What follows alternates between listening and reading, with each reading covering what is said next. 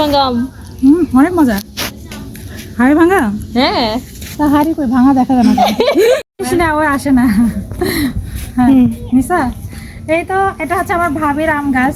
ভাবির আম গাছ হয়েছে তো কি হয়েছে, এটা আমার ভাইয়ের আম গাছ। এটা আমি বলবো এটা আমার আম গাছ। আমার ভাইয়ের মানে আমার ভাবিরা জাস্ট নামে, কামের নাম। এই হলো আম। এই দেখছেন আম যদিও বা কম হয়েছে, আমি আমটা খাবো। আর এই তো বাড়িতে এরকম ফ্রেশ আম গাছ থেকে পেড়ে খাওয়ার মজাই কিন্তু আলাদা। দেখছেন, এই তো হলো আম। আমি আমটা খাবো। আমি ধুবো না, কারণ আমি হচ্ছে গ্রামের মেয়ে তো। যারা শহরের মানুষ তারা তো বলবে সি ধোয় নাই কত কথা। গ্রামের মানুষ আমরা এরকম করে মুসা তারপরে এইভাবে খাইতে হয়। আচ্ছা এ মজা আছে তো। হ্যাঁ অনেক সুন্দর। টক না? মিষ্টি হাড়ি ভাঙা না? অনেক মজা। আমাদের রংপুরের হাড়ি ভাঙা আম। অনেক মজা। হাড়ি ভাঙা? হ্যাঁ। তা হাড়ি কই ভাঙা দেখা যায় না। হাড়ি তো লাগবে ঝুলায়।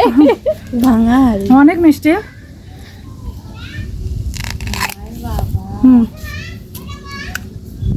অনেক মজা। কে খাবেন চলে আসেন। মজা আছে অনেক।